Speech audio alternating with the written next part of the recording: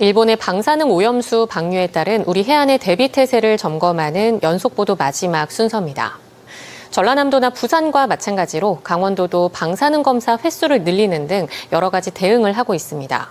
하지만 다른 지역에 비해 아직 미흡해서 중장기 대책을 마련할 필요가 있습니다. 김인성 기자가 취재했습니다. 지난 10일 오전 강릉 경포해수욕장. 오는 29일 개장을 앞두고 방사능 검사를 위해 바닷물을 뜨고 있습니다. 격주로 해오던 방사능 검사를 6월서부터는 매주 추진하게 되었습니다. 앞으로 피서객들이 안심하고 해수욕장을 찾아올 수 있도록 이렇게 뜬 물은 부산대학교 방사능 분석센터로 가져가 검사한 뒤 이튿날 결과를 강원도에 통보하고 강원도는 이를 홈페이지에 올립니다. 간이로 감마 설량률 및 표면 오염도를 측정한 후에 감마 핵종 분석기에 넣어서 측정을 하고 있습니다. 이미 이거는 검사가 끝난 거죠? 해당 시료에 대해서는 이미 결과가 다 나갔고요. 네, 불검출로 다 판정이 돼서 현재 나간 상태입니다. 해양수산부에서 정한 절차를 따르는 건데 부산에서는 베타와 감마 핵종 모두 검출이 가능해 현재 바다 상태를 상대적으로 명확히 파악할 수 있습니다. 지난 20일 속초 청호 위판장. 잡아온 물고기 가운데 시료를 골라 공무원이 방사능 검사 장비가 있는 고성의 한해성 수산자원센터로 옮기고 전처리 작업을 거쳐 검사를 시행합니다.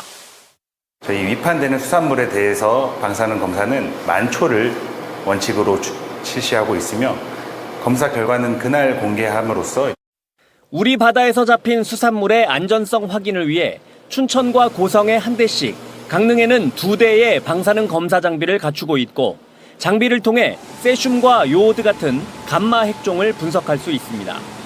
일본이 걸러내지 않고 방류해 문제가 되고 있는 베타 핵종인 삼중수소나 플루토늄 같은 알파 핵종은 검사 장비가 아직 갖춰지지 않았습니다.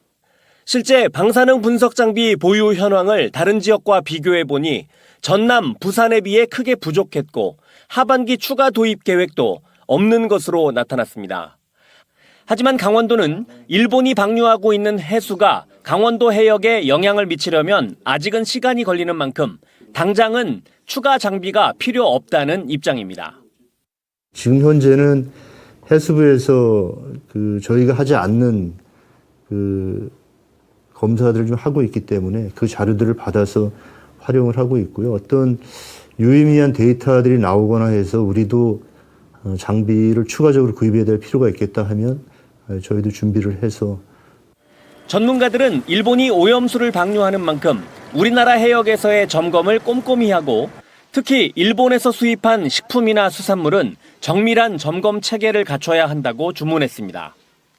해수의 특정, 이것도 굉장히 중요하지만 우리나라에 들어오는 일본 식품이 문제라는 거예요. 해산물, 가공품, 그다음에 농산물 이런 것들이 문제라는 거예요. 그게 조금이라도 오염될 수가 있다는 거거든요.